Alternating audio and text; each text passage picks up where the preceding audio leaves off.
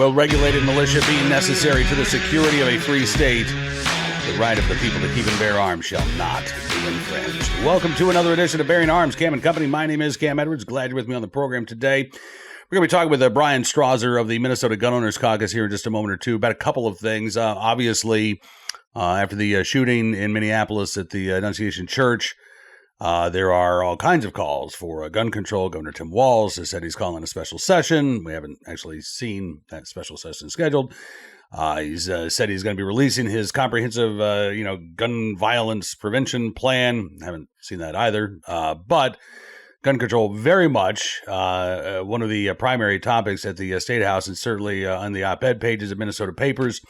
But the Minnesota Gun Owners Caucus also noted yesterday, and we covered this at Bearing Arms, the Minnesota Department of Public Safety has a new red flag coordinator, basically somebody who's, going to be working with, prosecutors, police around the state to talk about using and to promote the use of Minnesota's red flag law. The problem, generally we've got a problem with red flag laws, right? But specifically the problem here is that the person that the DPS has hired is a very committed anti-gun activist with a track record of hostility towards those who support and defend our right to keep and bear arms. So we'll talk about that with Bryan Strawser here in just a second. Before we do, though, I want to take a moment to tell you about something that I'm really excited about. It's called Freedom Chat. It's a next-generation messaging app that's designed for people who still believe that privacy matters. The team just launched their alpha version. It's available today on both Android and iPhone, and you should download it right now. Unlike these so-called free apps that spy on you and sell your data, Freedom Chat was built with your privacy first. Your messages are end-to-end encrypted. They're not stored on servers. Even screenshots are blocked. So there's no tracking, there's no mining, there's no listening in. It's just private communication the way it should be. And here's something that I really like. Freedom Chat has no ties to big tech. It's built by people you can trust, and it's a fantastic service. They've even partnered with Rumble Cloud to ensure independence. In fact, I've created my own private channel inside Freedom Chat. You can find it at Bearing Arms Cam and Company, and you can subscribe to it. I'll be sharing some posts, content you won't find anywhere else. And the best part is that with Freedom Chat, no one can see what channels you follow or what posts you react to. It's your own secure, curated feed. Not that you should be ashamed of subscribing to Bearing Arms Cam and Company, but just in case you don't want anybody to know, nobody has to. So if you're ready for a messenger that actually reflects your values and keeps your conversations private, head over to freedomchat.com. Download it today. It's freedomchat.com, where freedom still means something. All right, now let's get to our conversation with another individual who values freedom, Bryan Strawser from the Minnesota Gun Owners Caucus. Take a look and a listen. Bryan, thanks so much for coming on the program. It's good to see you again, my friend. Hey, Cam, thanks for having me. I appreciate it. Yeah, listen, I saw the tweets or the posts on X from Minnesota Gun Owners Caucus about the hiring of Rachel Joseph. Saw your video talking about this. I mean, I was gobsmacked. This really is just this is just one of those, what the heck are you thinking moments here, right? You've got not just a gun control activist, but one who is very extreme in her points of view, particularly towards folks like yourself, right? She's repeatedly called you a child murder advocate. Yes. Because you are standing up for the right to keep and bear arms. So supporting the Second Amendment makes you an advocate for child murder, according to Rachel Joseph. And yet this is the woman who's now in charge of coordinating red flag orders with the Minnesota Department of Public Safety. That's right. She's the state's new, I would call her the red flag gun confiscation coordinator, but the state, of course, calls it the extreme risk protective order coordinator. But yeah, she's in a major policy and educational position to help raise awareness among law enforcement and county attorneys about Minnesota's red flag law. But she comes at this from the aspect of being too extreme, even for Everytown and Moms Demand Action and Protect Minnesota, the state's anti-gun group here in Minnesota. Okay, so why was she too extreme for them? Because they're pretty extreme on their own. Because she went after gun rights proponents like Rob Dorr and I personally, and particularly me. She really had something out for me for some reason. But she was very much engaged in behavior that led those organizations apparently to part ways with her as an employee and as a volunteer at different points. Interesting. And as you guys documented in your post, and by the way, she has scrubbed her social media accounts clean. Like there were a couple of links to some Medium posts that she had written. They're down now. Thankfully, a piece that she wrote, I think this was back in 2020 or 2021 for the Minnesota Reformer. That's a third-party website, so that's still up. Yep. I thought it was really interesting that, she's talking just a couple of years ago. Maybe this is 2022. She's talking just a couple of years ago about how gun control activists should not work with the police. Police are not the answer. Police just introduce more guns into the equation. And now she's working for the police. Yeah. So I guess it's okay as long as you're specifically focused on confiscating firearms, right? Then it's okay to work with law enforcement. Yeah. I mean, I guess if it helps her meet her end through the use of force by government, then that's totally cool with her. But otherwise, police are racist and violent, and you should never work with them, according to her writings.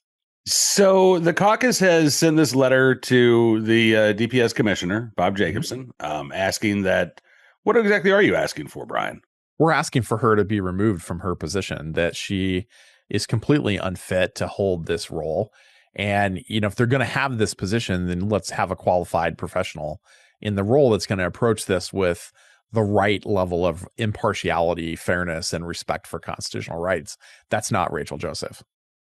Clearly. Yeah, I mean, this is somebody who you would expect, based on everything that she has said and done in the past, to advocate for a very liberal use of these extreme risk protection orders, right? Filing them whenever possible, hoping for the judge to rubber stamp these orders. Again, it sounds like Rachel Joseph doesn't believe that you or I or anybody else, frankly, should own a gun regardless of our mental state. So you have to believe that she's going to treat Minnesota's red flag law as an opportunity to disarm as many people as possible for as long as possible. Well, I think in one of the Medium article or Medium posts, I guess I don't know what the right term is, one of the articles she had written, she commented that like safe storage and background checks and red flags were not enough, that we needed more extreme gun control. And she talked about in various writings about liability insurance and licensing and psychological screening and assault weapons bans and et cetera, et cetera. So we know where she stands on this issue. It's as far as she can go until the courts tell her to stop. Yeah. Have you heard anything back from the DPS yet? No. Okay. No. And we've, our members and supporters have sent several hundred messages to the commissioner. Yeah. And we still haven't heard anything back. I think our letter arrived Friday last week, and we sent our call to action yesterday. Okay. And it sounds like members are responding. Oh, yeah. They're not thrilled about this one at all. Well, I mean, nor should they be. I'm curious, has there been any other media interest in this? Because to me, obviously I'm interested in this from a Second Amendment perspective, but even just from a local government, good government perspective, this is a juicy news story for the Minnesota media. Yes. We've gotten one media inquiry about this. In the media's defense, there's a lot of other things going on here in Minnesota right now on the gun control front. But we haven't had any. We've had one inquiry about this from a local media outlet. Okay, well, hopefully that will continue to grow. But as you mentioned, there obviously is a lot of other stuff to talk about in Minnesota right now regarding gun control after the shooting at the Annunciation Church. Governor Walz call for a special session. Now, one has not actually been set yet. Correct, Brian? Correct. He has not called. Two things haven't happened. The governor said last week he was going to immediately call a special session. He has not. The governor also said he was going to release his comprehensive gun control package last week, and that has also not happened. What we have heard is that there's not unanimity within the Minnesota DFL about proceeding with this, and his own Senate Judiciary Chair has said that we shouldn't have a special session, that we should study the issue and then deal with this in the upcoming regular session in 2026. Interesting. So what, how is the caucus responding to this? What are you kind of waiting to see what happens here? Or are you starting to be proactive in terms of reaching out to lawmakers? No, we've started already. We've started reaching out to lawmakers as soon as the gun control push started. So there are a couple seats open because of the death of former Speaker Hortman. That special election is next week. And then in the Senate, we had a Republican legislator pass away, just natural causes, and a Democrat senator resign because she got convicted of first-degree burglary. So we have some special elections happening in November. But we have started to reach out to lawmakers. We've had our members and supporters emailing the governor, their representatives, and their senators. And there's just not appetite for this from the rural DFLers or any Republicans that we've seen so far. Well, that is good to hear. I know that there is, when you see a tragedy like this, right, there is that impulse, particularly among lawmakers, to do something, right? They want to show the public that they're acting, that they're taking some sort of steps to prevent this from happening again. But when you look at the specifics of this case, this was somebody who, while clearly disturbed, had pretty much kept that to themselves, right? I mean, there was no indication through, criminal history. There was no adjudication of mental illness. The individual, I think one of the gun store owners where the individual bought these firearms said there were no, red flags that were raised. He was acting normal, chatty, personable. So I guess the question then becomes, what is Governor Walz, for instance, what does he think the solution is? Is this going to be a hardware ban? This is an individual who had a rifle, a pistol, a shotgun. Are we going to target the rifle and leave the shotguns and pistols alone? I mean, I'm trying to figure out where, obviously I don't think any gun control law would have prevented this, but I'm trying to figure out where the gun control activists are going to try to place their bets here in terms of a policy response. They're going all in on a ban on semi-automatic rifles and magazines over 10 rounds, or at least we think that's what the limit's going to be that they're going to try to push for.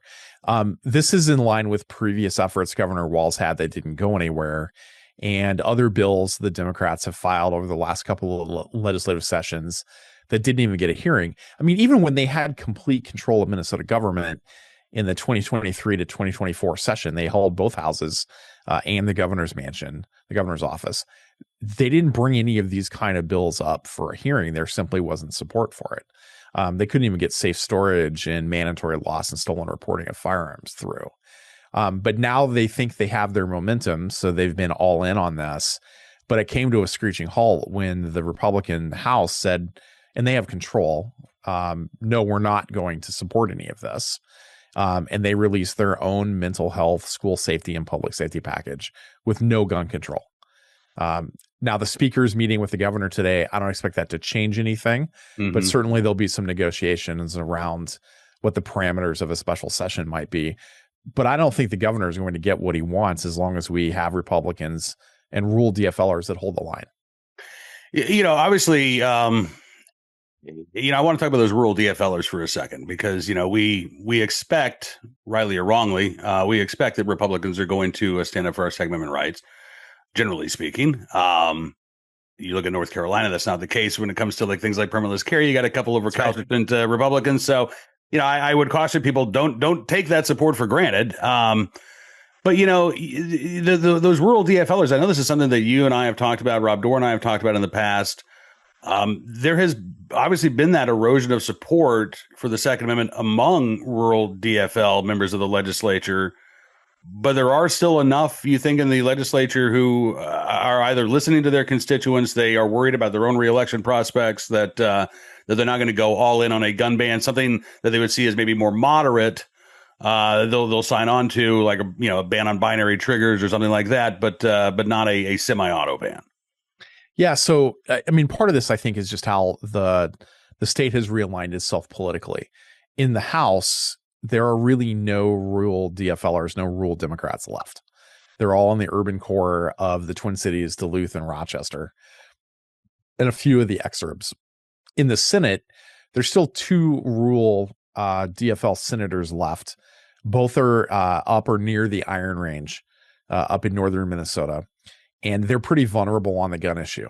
They had no issue voting for background checks and red flags and banning binary triggers and banning bump stocks. But they wouldn't vote for safe storage or mandatory loss and stolen reporting. And the pro-gun control element in the Senate, Democrats have come out and said that they don't have the votes over the weekend. And you can blame the purple senators for not having the votes, and kind of left it at that. So I think as long as we keep pressure on them, I don't think they'll cross the line and support some hardware bans. But it's possible they could go for something else as a compromise. And we've also seen, I saw a mayor of, I can't remember what town it was. I think it was one of the better communities there of Minneapolis, St. Paul, saying that this should go to a vote of the people. Right? There should be some sort of ballot measure to change the Constitution to ban, I guess, semi-automatic firearms, semi-automatic long guns, maybe. I don't know what his language would be, but he says take it out of the legislature's hands, take it to a vote of the people. How concerned are you about that? Well, we don't have ballot initiatives in Minnesota, so I'm not super concerned about that. The only thing that goes on the ballot here is a constitutional amendment to the state constitution, which would require the legislature to pass it. And again, they don't have the votes in the legislature. So I guess they could try something like that, but they're going to have to get it through the legislature. And it's still, if it violates the Second Amendment, we still have a federal grounds for litigation on that issue. Mm-hmm. And it seems like one of the preferred avenues of choice to pass gun control is also off the table, thanks to the efforts of the Minnesota Gun Owners Caucus, because that omnibus bill that included gun control language, you guys recently had a court victory, right, where a judge said this violates Minnesota's single subject rule. What's the latest on that case? Yeah, so the issue here is that in the last 20 minutes of the 2024 legislative session, the Democrats crammed everything into one 1,600-page bill that was supposed to be a tax bill and passed it. They did it by basically refusing to recognizing any Republican on the floor, calling the question and then passing, and then did the same in the Senate. If there's video of this, it was pretty ugly. We were able to get a Ramsey County judge to overturn the binary trigger ban portion of the bill, claiming it violated the single subject rule and that he wished he could strike the whole bill down, basically. So we're waiting to see if the state will appeal. If the state appeals, then we'll have to go through the appellate process to the Minnesota Court of Appeals and to the Minnesota Supreme Court. Case law is not necessarily in our favor, but this is a pretty egregious violation. That's how we were able to win the lower court case. So we'll find out. The state has 60 days. Okay. From towards the end of July to do that. So time's a ticking. Yeah. It is. And again, no shortage of things to keep you guys busy there in Minnesota. If you can, Bryan, I mean, what are you seeing from members? Are you getting new members right now? I mean, obviously, every time there's this concerted effort to infringe on our right to keep bear arms in the back of a tragedy, that does, I think, raise awareness of the threat, right? Are Minnesota gun owners responding? Are they recognizing that, okay, people are trying to, use these victims here to take away my rights? Over the last few days, or over the last 10 days or so since we started running a campaign against this, we've been signing up folks at several hundred per day. So I would say Minnesotans are responding pretty strongly. Part of this was just making the case to hunters and others that they're not just talking about, some fully automatic AR-15 mystery gun, that what they're talking about here is the deer rifle that you're using, the competitive rifle you're using, the rifle your kid learned to shoot with. These are all things that are at play with what the governor has verbally said he wants to do. And I think just raising awareness as to what's really at stake here has really motivated Minnesotans to come out in opposition to this. I want to ask you either from the perspective of heading up the caucus or just even your own personal perspective. When you look at, again, there's that impetus to respond, right? To do something in the face of a horrific act like this. Where do you think lawmakers should be turning their attention? If it's not banning AR-15s, if it's not banning semi-automatic firearms, what do you think they should be doing? I mean, Rob Dorr from our team had a really good op-ed in the Minnesota Star Tribune a few days after the Annunciation shooting, where he pointed out that assault weapons bans don't work and why. And not just the political reality of the votes aren't there, but there's a number of things where we have common ground and could probably find unanimous votes around doing certain things. And those all revolve around increased access to mental health care in the state. We have a bed shortage. We have an availability shortage for counselors and for physicians that specialize in this space. Improving school safety. The Republicans had a number of bills around improving school resource officer funding and capabilities and security assessments and security measures at schools, none of that passed. Even though some of these were voted unanimously out of committee in the Minnesota House, it didn't make it into the final budget deals. So there's plenty of ground to cover there that I think would have a difference.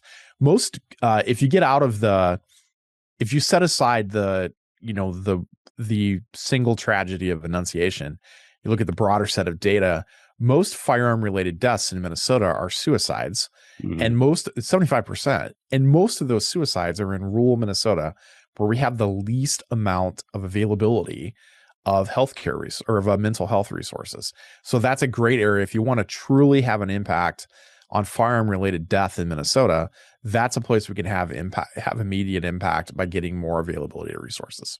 Absolutely. And I would say too, I mean, that is something that I've been hammering because this is a problem in every state, right? Every state of the country has a shortage of mental health care workers. You've got a shortage of inpatient beds. And oftentimes, I mean, look, let's be honest, this is one of the reasons why lawmakers like red flag laws, right? Because it's a cheap and easy fix, quote unquote. You don't have to worry about building new hospitals. You don't have to worry about hiring new doctors or new counselors, right? You just have a judge declare someone can't own a gun. You tell the police to go get the gun, and then problem solved, even though it's not really solved. Right.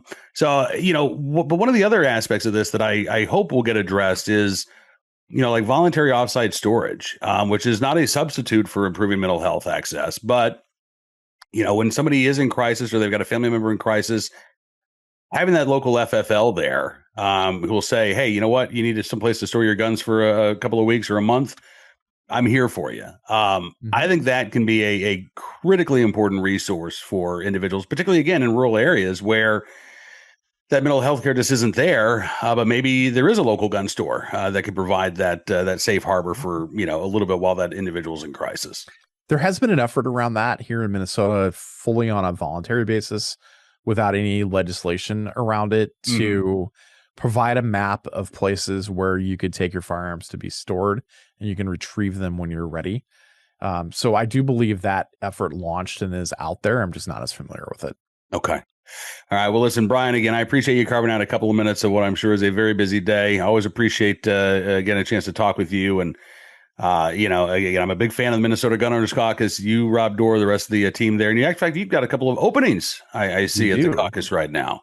Yeah, we're looking for a new director. Well, not new. We have a new position for a director of government relations and advocacy to be part of our lobbying team at the state capitol and throughout greater Minnesota. And we're hiring a manager for engagement and operations to help provide better support to our members. So there you go. I would encourage folks to become a member, even if you're not a Minnesota resident, become a member of the Minnesota Gun Owners Caucus. And who knows, if you are a local, because I imagine these are not remote positions, but if you are a local, maybe you could actually become a part of the caucus itself.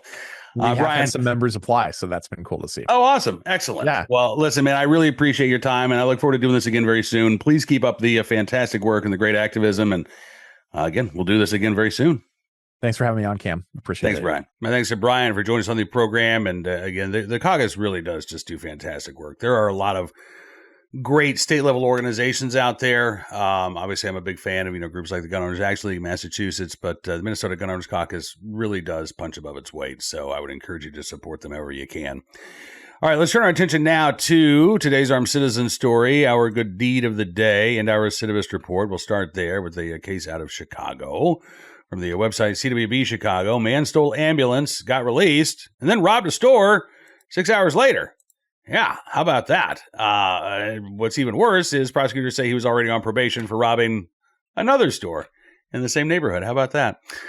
Tim Heckey with the CWB Chicago reporting that according to police and court filings, this started back on August 21st when an ambulance crew was picking up a patient. Crew left the vehicle running, keys in the ignition, and when they got back with the patient, the ambulance was gone. The ambulance has an onboard video system, so they were able to see the guy driving around.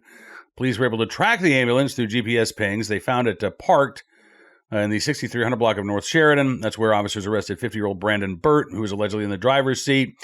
After being advised of his rights, Heckey reports that police say Burt admitted he said, quote, "I drove an ambulance. I drove it to my mom's." According to Heckey, though, despite the seriousness of the allegation, police could only charge him with misdemeanor trespassing. because the ambulance service did not have the surveillance footage, quote, readily available for the Cook County State's Attorney's Office. So they charged him with simple trespassing, misdemeanor trespassing. He was in custody for 21 hours, was released at 6:09 p.m. on August 22nd from the Rogers Park District Station. 6:09 p.m. At approximately 11:50 that evening, Burt allegedly entered a store, walked behind the counter, grabbed about $800 in cash. 50-year-old clerk tried to intervene, but prosecutors say Burt punched him in the head and face, knocking him unconscious. Victim regained consciousness and tried again to stop Burt with a large stick, but Burt managed to escape. The next afternoon, the clerk spotted Burt once again outside the store, called 911. Police arrested him again. As Hecky writes, in court, prosecutors noted that Burt is currently serving probation for a 2022 robbery of a store.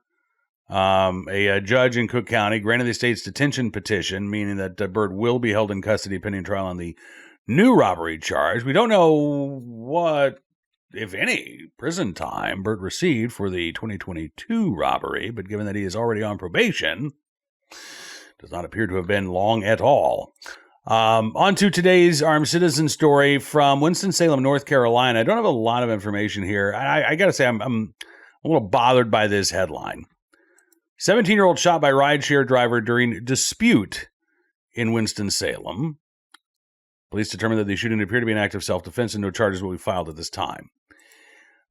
Dispute, I think, undersells what actually happened here. So as WFMY reports, police responded around 1:45 Sunday afternoon to an incident in the 4900 block of Doris Street. That's where they found this 17-year-old with a gunshot wound. The team was taken to a local hospital, listed in critical but stable condition. Investigators say the incident began when the team became upset after a rideshare ride was canceled. Okay. But police say he approached the driver in a threatening manner while armed, and in response, the driver then fired a gun, hitting the teen. So this wasn't a dispute. This was an armed threat against the rideshare driver's life, and the rideshare driver, again, acted appropriately in self-defense, according to police. The investigation does remain ongoing. Police said after consulting with the Forsyth County DA's office, police determined the shooting appeared to be an act of self-defense, and no charges will be filed at this time. Rideshare driver, we don't know if he was, if he or she, frankly, we don't know anything about the rideshare driver. But they're probably looking for work now because both Uber and Lyft have policies that require drivers and passengers to be disarmed. But particularly, I find it offensive in general, but I find it particularly offensive that you're telling somebody who, you know, is behind the wheel of their own vehicle, hey, even if you got a concealed carry license or you're driving in a state where a concealed carry license isn't required, you're picking up strangers, you're putting them in the backseat of your car. No, we don't allow you to protect yourself. And if you carry a gun, you can't drive for us. So this individual, I am sure, has been let go from their contract position. They're not employees of these companies, but we've seen this time and time again. I mean, I've spoken to drivers who have defended their life from carjackings, from brutal assaults. They protected themselves, but they've lost their ability to drive for Uber and Lyft in the past. So I'm sure that is the case here. I hate these policies. I think they need to go away. It is why whenever possible, and it's not that difficult to avoid Uber and Lyft living in rural Virginia, but whenever possible, I try not to use those services. Because I just think, again, these are policies that put drivers and frankly passengers too at unnecessary risk of harm. I frankly am glad to see that this driver violated that policy, was able to protect their life, even if it does mean that they're looking for a new way to make some money today. Finally, today, our good deed of the day, in the right place at the right time, willing and able to do the right thing. Some good Samaritans in Mesa, Arizona, who helped save a man's life just a couple of weeks ago. As ArizonaFamily.com reports, it was back on August 7th at the Red Mountain Baseball Complex in Mesa. Dean Terry, 52 years old, he's playing a game of baseball. He says it was a lot of fun, competitive, everything was good. And then as he's packing up at the end of the game, he started feeling a little off. And he told his friends, I'm going to be dizzy. And he said, I put my hand on the bleachers and then just collapsed. Had a seizure, went into cardiac arrest. There were 3 individuals, though, who were on hand who saved his life. Joe Cooper, Jake Tristan, Jason Wenzel, performing CPR. They use an AED device to get his heart pumping again. Cooper is a Mesa Recreation employee. He said, it's pretty scary. He said, I've never done it before. He said, I've been working for the city for 28 years. He said, I've taken classes every 3 years for CPR. He said, but it's a total different thing working on a dummy than it is working on a person. Wenzel is a former firefighter. He saw what was going on. He was actually on another field, so he ran across and helped Cooper. And then Wenzel also helped Tristan with the chest compressions. Wenzel said, honestly, there were no thoughts. He said, I was just going to work on his chest. And when he started blinking, it's kind of a miracle. EMS crew said the men took good care of Terry before they arrived on the scene. Tristan said, it's still surreal that he's here. I'm just so grateful and blessed to be a part of that. Dean Terry now calls the 3 men his angels, and he got a chance to reunite with them again just a couple of days ago. Thank him in person. Says he hopes that he will be back on the baseball field sometime next year. He says, it's just like softball, 1 inning at a time, 1 inning. And he just wait to see what the doctors say, win, and that'll be another inning. So there you go, in the right place at the right time, willing and able to help a stranger in need. Joe Cooper, Jake Tristan, Jason Wenzel, we thank you for your very, very good deed. All right, that is going to do it for this edition of Bearing Arms Cam & Company. I want to thank you, as always, for being a part of the program. I'll be joining Carl Higbee tonight on Newsmax in the 6 p.m. Eastern hour. Carl's show has moved from 5 to 6 p.m., so I'll be on around 6:45 or so. Also, tomorrow, we've got our VIP Gold live chat coming up with Hot Air's Ed Morrissey. I was away last week, but I'll be back behind the microphone for that, too. Would love for you to be a part of it if you are a VIP Gold or Platinum member. If you're not, just go to BearingArms.com/subscribe. Use the promo code FIGHT. You can get 60% off of your VIP membership. You get all kinds of great benefits, including the ability to take part in our VIP Gold live chats every Wednesday afternoon. And be sure to check out BearingArms.com throughout the rest of the day today. We're keeping up to date on all of the latest Second Amendment news and information that you need to know about. We'll see you back here again tomorrow for a Hump Day Wednesday edition of Bearing Arms Cam & Company. Until then, be well, be safe, and be free.